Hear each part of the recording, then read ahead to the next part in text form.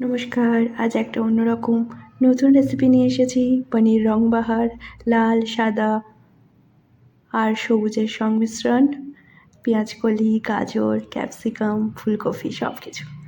আদা রসুনের পেস্ট আছে পেঁয়াজ আছে।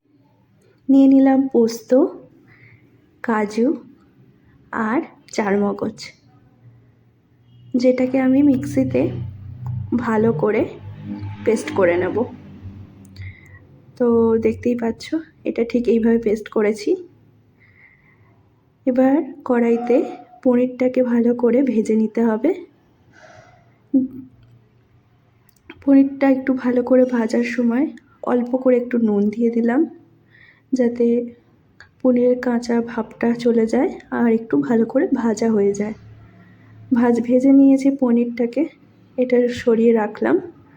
এবার দিয়ে দিচ্ছি তেলেতে সবজিগুলো। লাল, সাদা, সবুজের একটা সুন্দর সংমিশ্রণ, তাই না?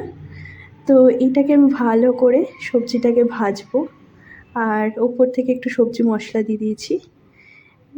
এরপরে দিয়ে দিচ্ছি পেঁয়াজ কলি আর একটু রসুন কুচি। ভালো করে এটাকে ভেজে নেব। শেষে দিয়ে দেবো একটু টমেটো। ভালো করে এটা ভাজা হয়ে গেলে আমি এটা তুলে রাখবো। কড়াইতে একটু দিয়ে দিলাম বাটার, তাতে দিয়ে দিলাম শুকনো লঙ্কা ফোড়ন, তেজপাতা, দারচিনি। এটা একটু ভালো করে নাড়া হলে ওই পেস্টটা ভালো করে ভেজে নেব। পেস্টটা ভাজা ভাজা হলে আমি দিয়ে দিচ্ছি ধোয়া আদা পেস্টটা আর একটু জল ছিল সেটা। এটা ভালো করে নেড়ে চেড়ে সুন্দরভাবে এই ব্যাটারটা ভালো করে ভেজে নিতে হবে। একটু ভাজা হয়ে গেলে একটু দিলাম জিরে গুঁড়ো আর ধনে গুঁড়ো।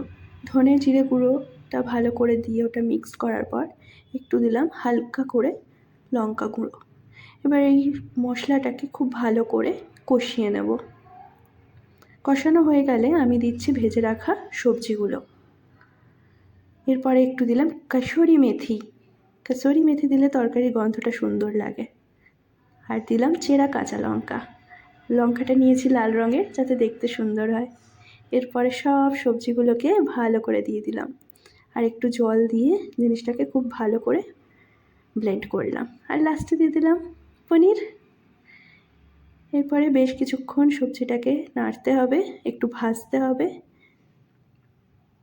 তারপরে একদম তৈরি হয়ে যাবে আমাদের পনির রং বাহার।